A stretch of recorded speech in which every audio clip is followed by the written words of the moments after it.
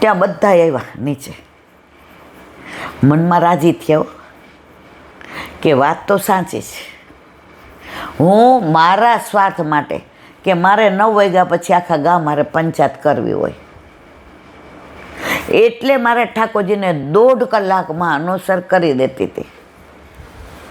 પણ પ્રભુના બધારે રહેવું હશે, બધાના તેલ લેવી હશે તો કોકના મોઢે કેવડાવ્યું. એટલે જે દીકરાનો જન્મદિવસ હતો એણે આવીને સીધા જઈને દંડવત કર્યા. મમ્મી મંદિર વસ્ત્ર કર્યું? એ કે ના, બુહારી કરી છે. મંદિર વસ્ત્ર એવો રાજી થઈ ગયો. તિલક કર્યું બધાએ અને મંદિર વસ્ત્ર કરી અને બધું તૈયારી કરી. એકે ઘંટી હાથમાં લીધી, એકે પેલા લીધા, એકે તાલી પાડી અને ઠાકોરજીને જગાવ્યા. જાગો ને જશોદા જીવણ વાણ લાવાયા રે, તમારે ઓશી કે મારા ચિરત તો જંપલાવ્યા રે. જાગીએ કૃપા નિધાન લાડી લઈ લરન. અને ચારીજી બધાય સાથે બેરા અને ઠાકોરજીને મંગળ ભોગ ધરાવ્યા.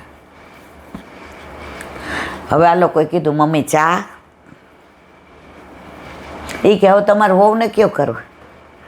તો હવે રાજી થઈ ગઈ કે આ પહેલાં તો રસોડામાં આવવા નહોતા દેતા. બાર્યો કરીને દઉં છું, બાર્યો કરીને દઉં છું.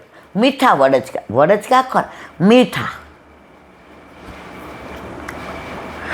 તો ગઈકાલનું ઠાકોરજીનું દૂધ થોડું રાખે અને સવારે ચામાં એ પધરાવે એટલે પ્રસાદી થઈ જાય ને બધું. ભગવદીય, બહુ ભગવદીય. અને ગઈકાલનું જે ફીકું હતું, મમ્મી તમે હાલો ને. ના, હું સેવા પહોંચે.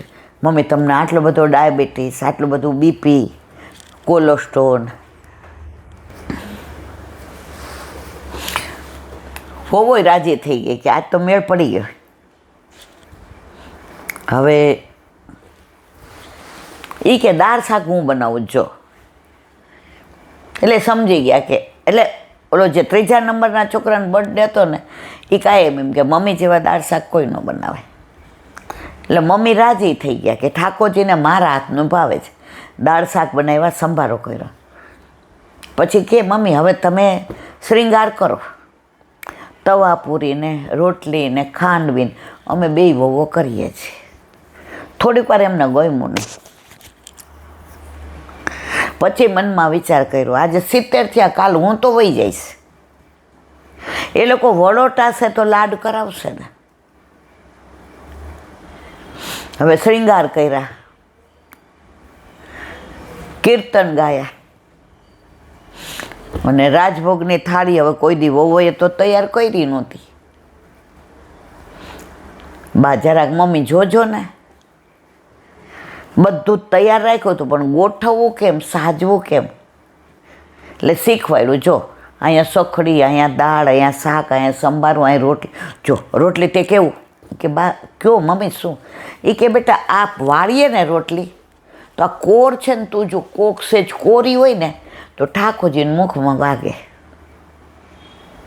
અને આ તવા પૂરી તે ઘી બરાબર ચોપડું છે. પણ મારા સાસુ હતા ને ઘીની વાડકી મૂકતા હતા કે ઘીમાં બોળી હોય તો પૂરણ પોળી, નહીંતર પૂરણ હોળી. બહુ રાજી થઈ ગઈ. બા બાકી બધું બરાબર છે? હા બરાબર છે.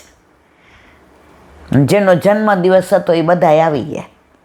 ઠાકોરજીને ભોગ ધરાવ્યા, હારે સમર્પણ કર્યું. હવે કીધું મમ્મી હવે અમે જઈએ. એ કે હા કાંઈ વાંધો નહીં. બપોરે એ કે ટાઈમે આવી જશે. એના ઘરે ક્રમ ચાલુ થઈ ગયો. જગાવવામાં બધા, જો આ લોકોએ અડધો કલાક વહેલા ઉઠ્યા, 9 વાગે નીચે આવતા તેના બદલે 8:30 આવે. અને આ 7:30 ઠાકોરજીને જગાવતા હતા, એના બદલે 8:30. બેએ અડધો કલાક એડજસ્ટમેન્ટ કર્યું.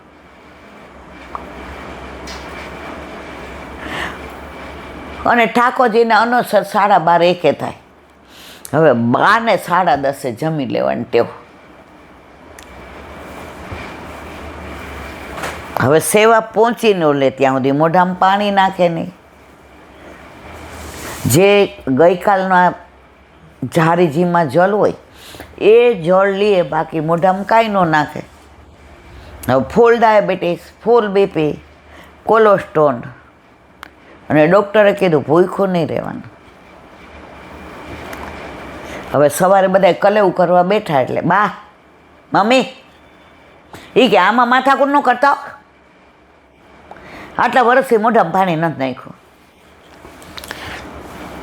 એ કે તને આટલું બધું ડાયાબિટીસ નહીં છે ને, તને કાંઈ થઈ જાય તો ઠાકોરજીને ગમે. એ કે ભાઈ એવું ન બોલ, ઠાકોરજીને મારા વિના ન હાલે. તો ઠાકોરજી એવું કહેતા જ તે કલેવું કરે છે ને ઠાકોરજી, તો ગઈકાલનું પ્રસાદી જ લેવું છે ને. તું ચા તો પીતી નથી, તું દૂધ પીતી નથી, તો દહીં તો છે.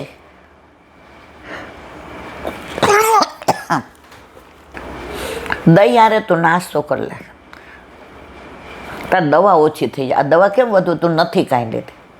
એ કે પછી દોષ પડે ભાઈ, આપણા ઘરે 49-50 વર્ષથી ઠાકોરજી કોઈ દી મેં આવું નથી. એ કે મમ્મી ઠાકોરજી એવું નથી કહેતા. અને એણે નાસ્તો કર્યો અને પછી બધાની યારે 1:30 વાગે ક્રમ થઈ ગયો. આ લીલામાં પહોંચ્યા ત્યાં સુધી રાજી થઈને ગયા. લીલામાં જાતા હતા તો વિશ્વાસ કે મારા ઘરે મારે માથે બિરાજતા મારા ઠાકોરજી બહાર નહીં જાય, અને બહાર ન ગયા.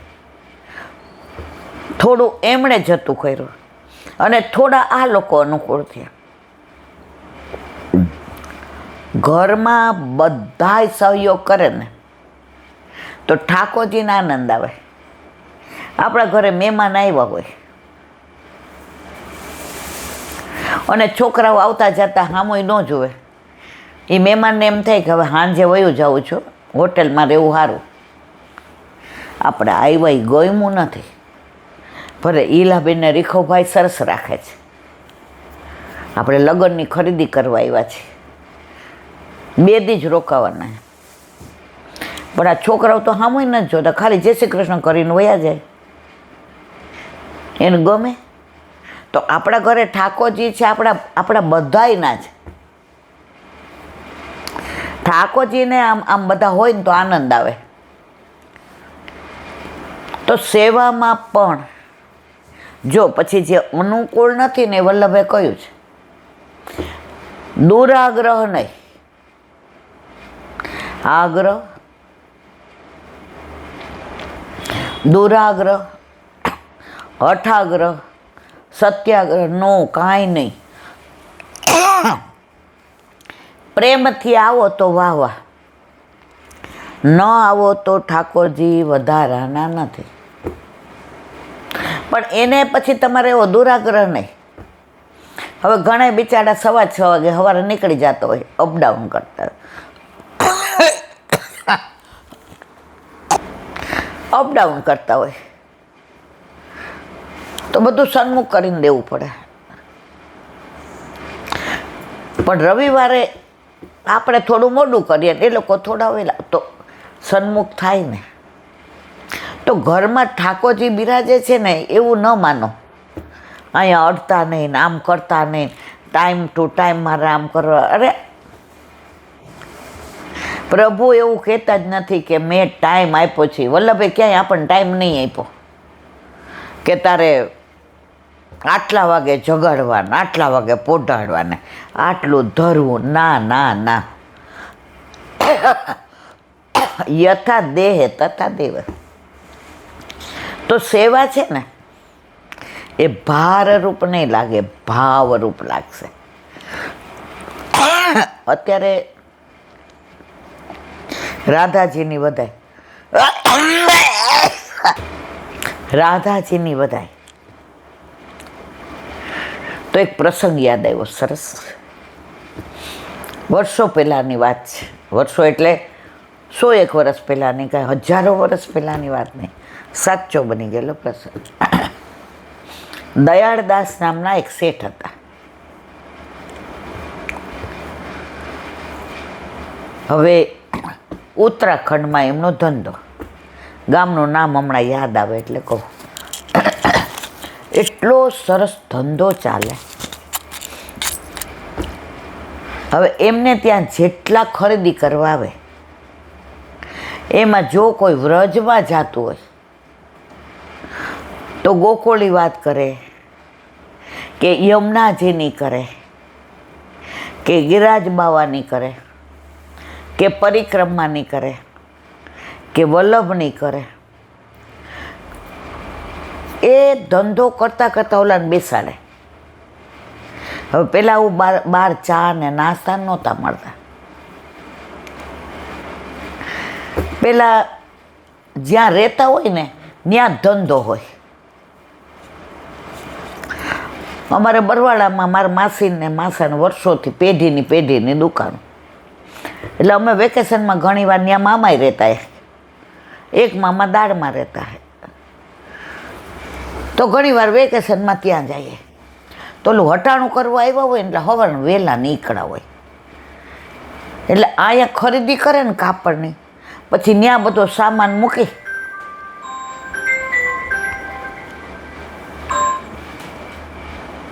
ત્યાં બધો સામાન મૂકીને કહે બપોરે લઈ જશું. એટલે નાનપણથી મને આમ છોકરા જેવી ટેવ, દુકાને બેસવું ને આ બધા વાતો કરે ને પછી ઓલા માપિયાથી ને માપે ને કટકટ. એટલે ઘણી વાર હું કહું ભાઈ હું આ ડોવડું થાય બટા, ટાંકો બગડી જાય. હું કોના મારે કરવો છે. એના માટે મને બરાબર યાદ છે, 9:30-10 આવે ને એટલે પૂછે ભડોકડે નીકળાતા. ભડોકડે એટલે સવાર વહેલા.